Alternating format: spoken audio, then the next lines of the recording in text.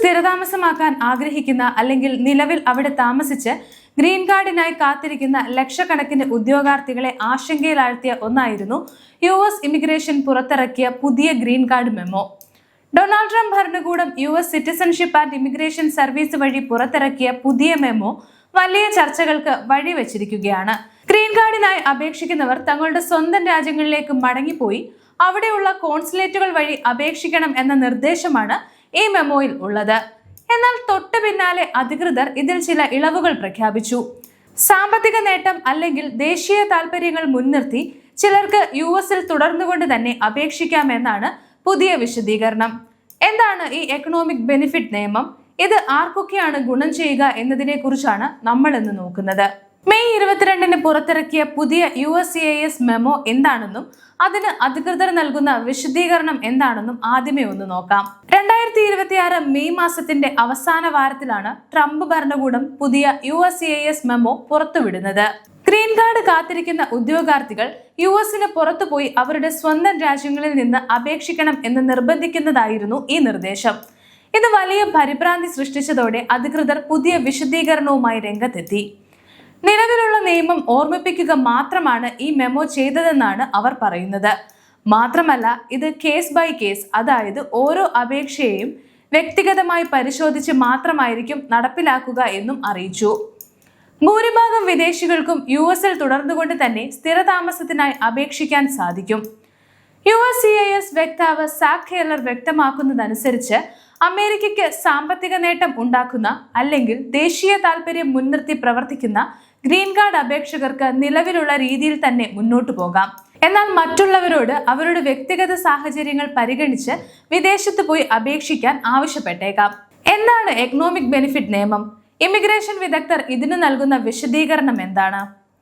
US ആസ്ഥാനമായി പ്രവർത്തിക്കുന്ന Sharma law associate LLCയുടെ സ്ഥാപക അംഗവും ഇമിഗ്രേഷൻ അഭിഭാഷകനുമായ സോണൽ ശർമ്മ ഈ വിഷയത്തിൽ കൃത്യമായ ചില കാര്യങ്ങൾ പങ്കുവെക്കുന്നുണ്ട്. അവരുടെ അഭിപ്രായത്തിൽ എക്കണോമിക് ബെനിഫിറ്റ്, നാഷണൽ ഇൻട്രസ്റ്റ് എന്നീ വാക്കുകൾ immigration and nationality act section 245A അതിന്റെ ചട്ടങ്ങളിലോ പറയുന്ന കാര്യങ്ങളല്ല. ഈ നിയമപ്രകാരം പദവി മാറ്റത്തിന് 3 യോഗ്യതകൾ മാത്രമാണ് ഉള്ളത്. ഒന്ന് പരിശോധനയും പ്രവേശനവും, അടുത്തത് ലഭ്യമായ ഇമിഗ്രന്റ് വിസ, അടുത്തത് പ്രവേശന യോഗ്യത. അതുകൊണ്ട് തന്നെ പുതിയ ചട്ടങ്ങളോ മാനദണ്ഡങ്ങളോ ഇല്ലാതെ ഇത്തരം തത്വങ്ങൾ ഗ്രീൻ കാർഡ് അപേക്ഷകളിൽ കൊണ്ടുവരുന്നത് അപേക്ഷകരിലും വക്കീലന്മാരിലും ആശയക്കുഴപ്പം ഉണ്ടാക്കും. ഇത് വ്യത്യസ്ത ഫീൽഡിലുള്ള ഓഫീസുകളിൽ വ്യത്യസ്തമായ ഫലങ്ങൾ ഉണ്ടാക്കാൻ കാരണമായേക്കാമെന്നും അദ്ദേഹം പറയുന്നു.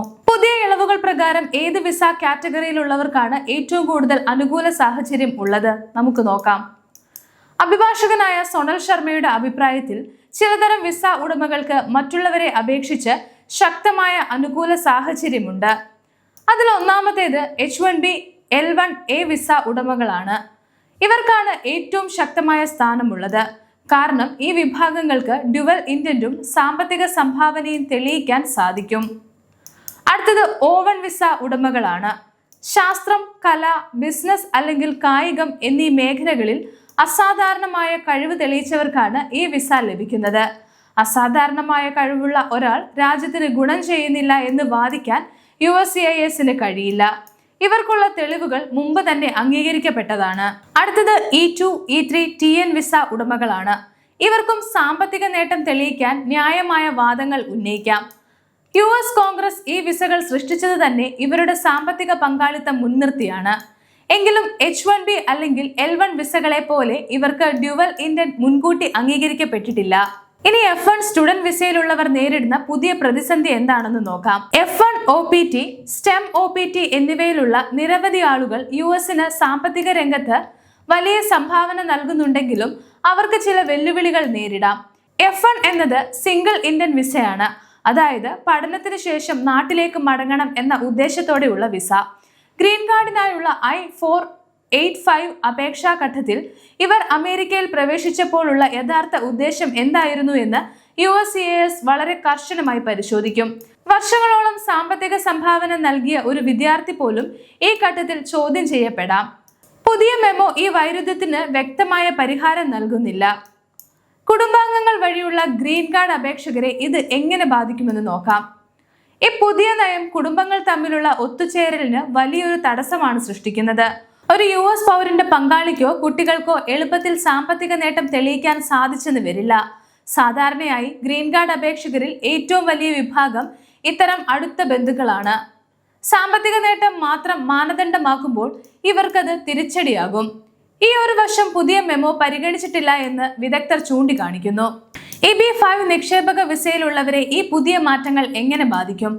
അമേരിക്കയിൽ ജോലി സൃഷ്ടിക്കുന്നതിനും മൂലധനം നിക്ഷേപിക്കുന്നതിനുമായി 1990 ആരംഭിച്ചതാണ് EB-5 ഇമിഗ്രന്റ് ഇൻവെസ്റ്റർ പ്രോഗ്രാം. ഇതിനായി ഒരു അപേക്ഷകൻ കുറഞ്ഞത് $80,000 അല്ലെങ്കിൽ മറ്റ് സ്ഥലങ്ങളിൽ $1.05 ബില്യൺ നിക്ഷേപിക്കുകയും 10 മുഴുവൻ സമയ ജോലികൾ US തൊഴിലാളികൾക്കായി സൃഷ്ടിക്കുകയും വേണം. ടൊണോസോ ആൻഡ് പാർട്ട്നേഴ്സ് LLCയുടെ ഇന്ത്യ ഓപ്പറേഷൻസ് മാനേജിംഗ് ഡയറക്ടറായ ആരുഷി ഗുപ്ത വ്യക്തമാക്കുന്നത് EB-5 നിക്ഷേപകർ US ഇമിഗ്രേഷൻ സിസ്റ്റത്തിൽ ഏറ്റവും കൂടുതൽ പരിശോധനയ്ക്ക് വിധേയരാകുന്നവരാണ് എന്നാണ്. ഇവരുടെ നിക്ഷേപം വഴി വലിയ സാമ്പത്തിക പുരോഗതി ഉണ്ടാകുന്നുണ്ട്. ട്രംപ് സർക്കാരിന്റെ പുതിയ മെമ്മോ EB-5 പ്രോഗ്രാമിന്റെ നിയമപരമായ ആവശ്യകതകളിൽ മാറ്റം വരുത്തുന്നില്ലെങ്കിലും നിക്ഷേപകർ തങ്ങളുടെ സാമ്പത്തികവും വ്യക്തിപരവുമായ അനുകൂല ഘടകങ്ങൾ കൃത്യമായി രേഖപ്പെടുത്താൻ തയ്യാറാകണം. EB-5 അപേക്ഷകരെ സഹായിക്കാനായി ഇമിഗ്രേഷൻ ഫേമുകൾ എന്തൊക്കെ മുൻകരുതലുകളാണ് എടുക്കുന്നത് എന്ന് നോക്കാം. ഈ മെമ്മോ പുതിയൊരു നിയമം ഉണ്ടാക്കുകയല്ല, മറിച്ച് USCISന്റെ നിലവിലുള്ള വിവേചനാധികാരത്തെ ശക്തിപ്പെടുത്തുക മാത്രമാണ് ചെയ്യുന്നത് എന്നാണ് ഇമിഗ്രേഷൻ അധികൃതർ പറയുന്നത്. ഇതിനായി തങ്ങളുടെ ക്ലയന്റുകൾ സാമ്പത്തിക സംഭാവനകൾ വ്യക്തമാക്കുന്ന ശക്തമായ തെളിവുകൾ തയ്യാറാക്കുന്നുണ്ട്. അപേക്ഷകൻ ഭാവിയിൽ അമേരിക്കയ്ക്ക് ഒരു സാമ്പത്തിക ബാധ്യതയായി മാറുമോ എന്ന് USCIS കൂടുതൽ കർശനമായി പരിശോധിച്ചേക്കാം. നിലവിൽ ഇന്ത്യയിലുള്ള ഭൂരിഭാഗം EB-5 അപേക്ഷകരും മുംബൈയിലെ US കോൺസുലേറ്റ് വഴിയാണ് ഇന്റർവ്യൂ പൂർത്തിയാക്കുന്നത്.